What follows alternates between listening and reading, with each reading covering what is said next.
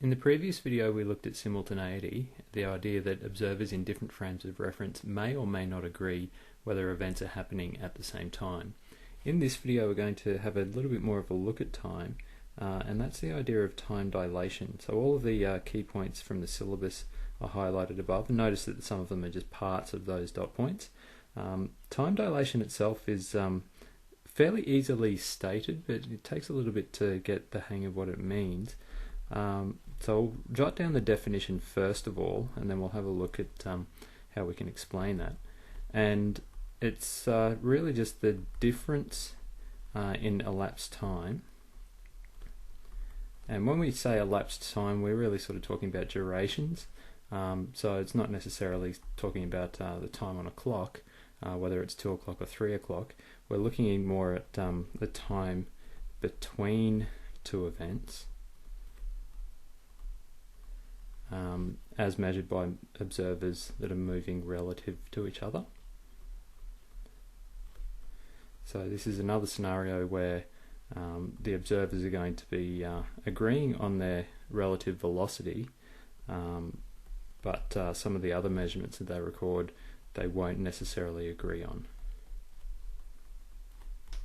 And it's a consequence, as you would have seen in one of the dot points above, it's a consequence of the constant speed of light. So the fact that the speed of light is constant for all observers means that times and lengths are then going to vary, and so with time dilation that's where we're going to start. Let's have a look at a Desmos representation of this. So here we have Alice and Bob once again.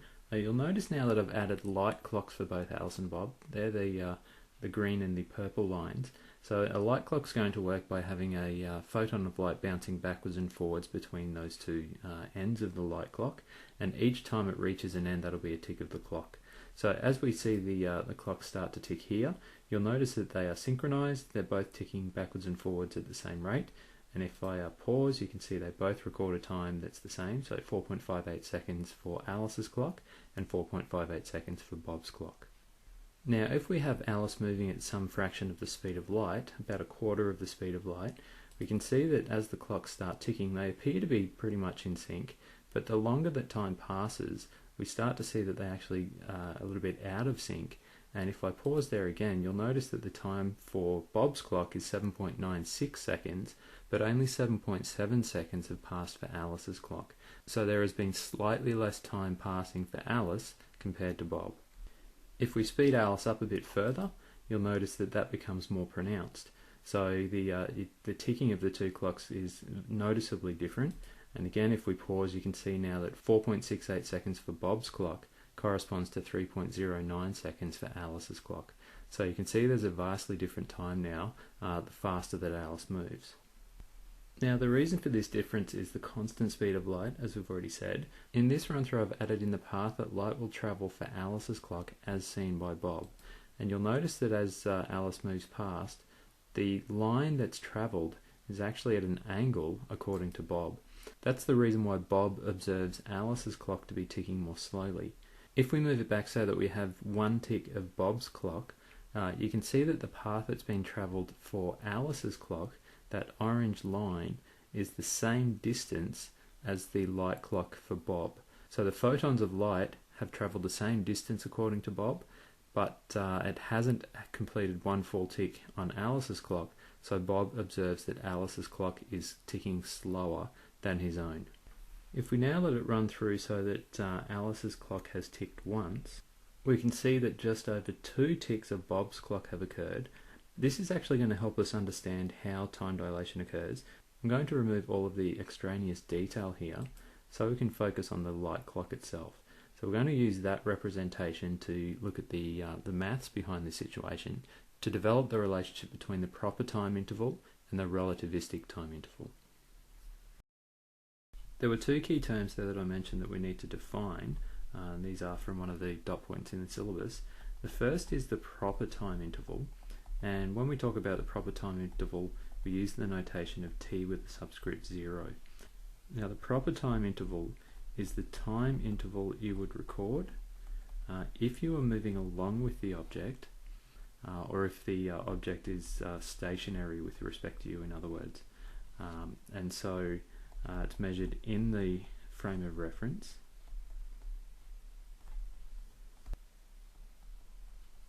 in which the object is at rest.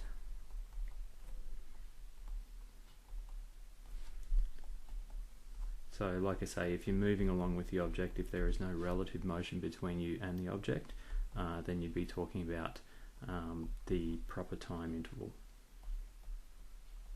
And in that example, we were looking at Alice's time, so the ticking of the clock according to Alice, because she's the one that's moving along with that clock.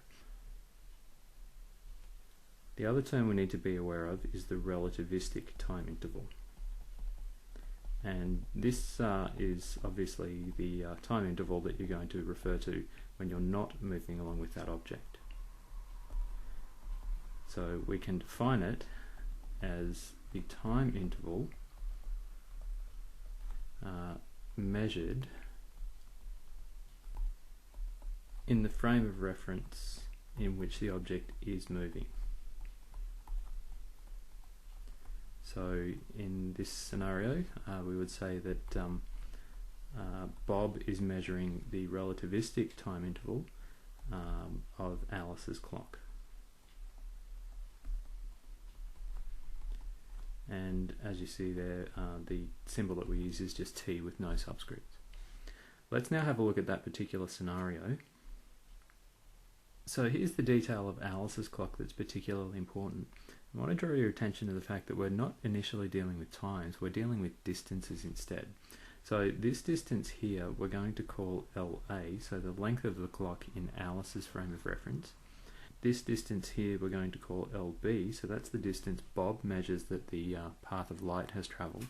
We also have the distance across this way that the clock has moved according to Bob.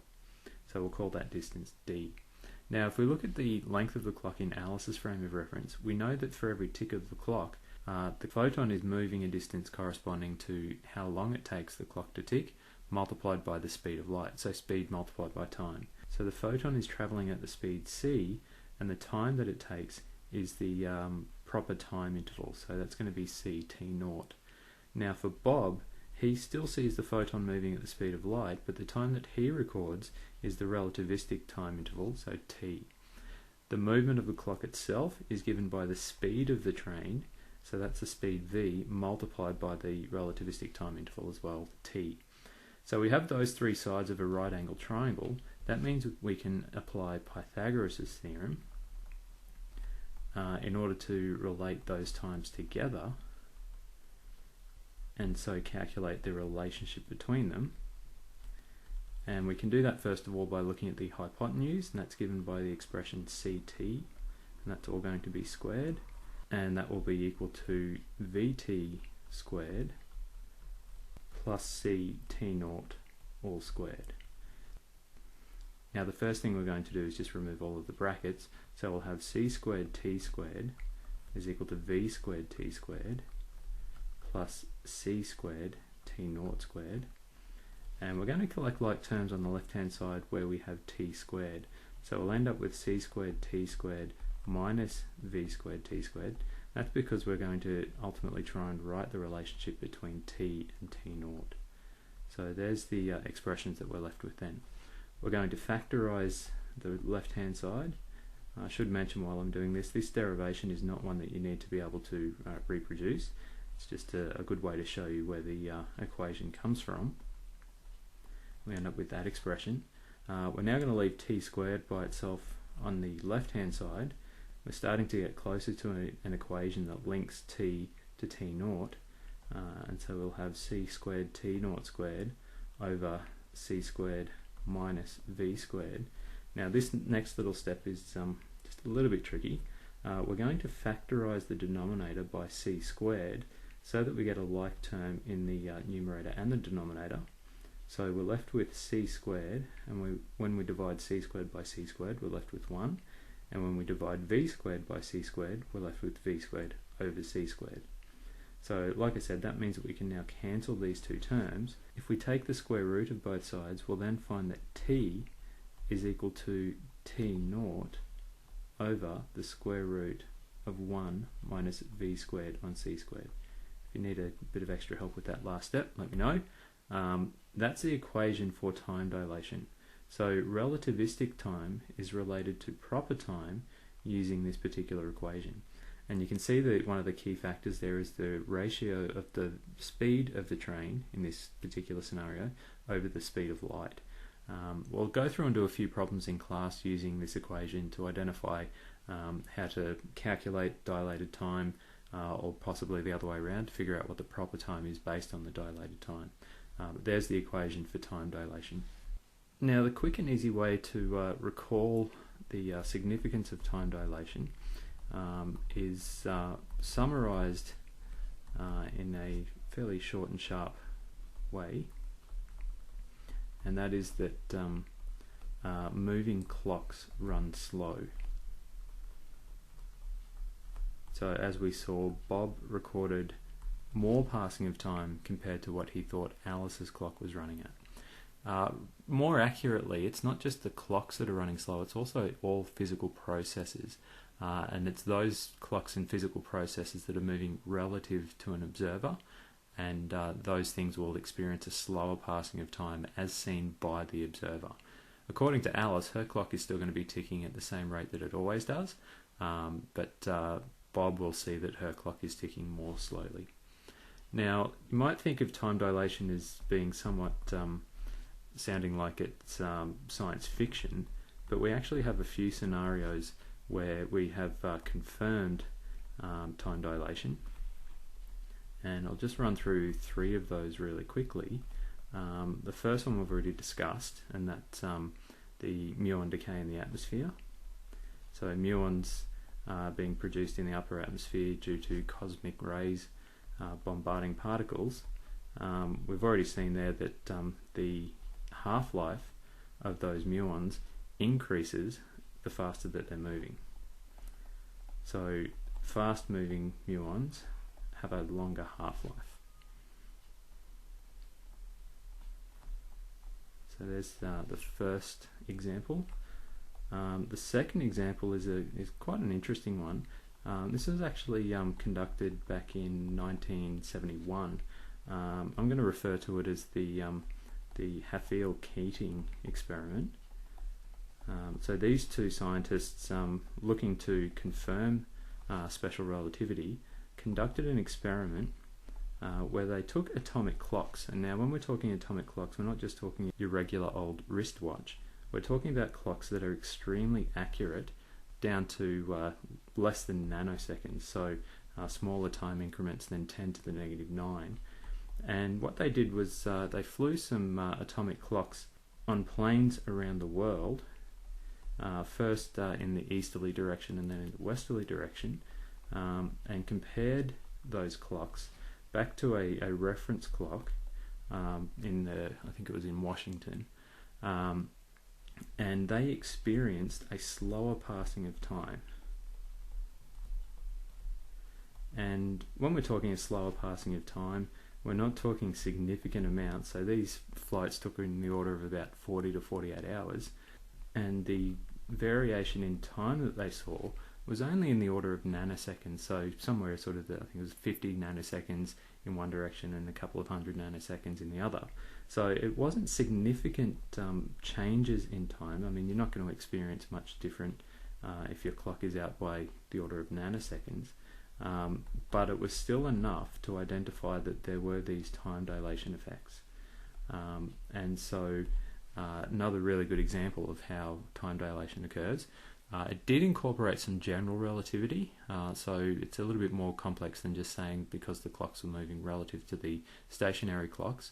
There's some general relativity that was important to consider there as well, but there were some factors considering special relativity that were important for that.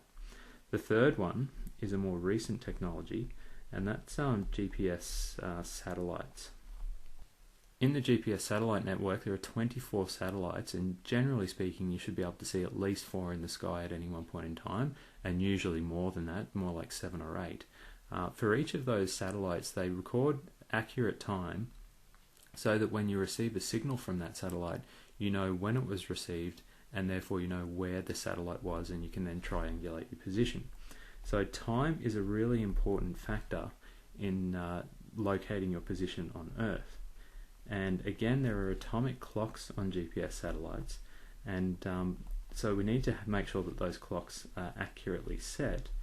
And because they are moving at around 14,000 kilometers per hour, doesn't sound particularly fast when you compare it to the speed of light, but it's fast enough that if left unchecked, the times for those satellites are no longer going to be synchronized, and so the position measurements are going to become less and less accurate. So those clocks actually need to be reset quite regularly to account for time dilation.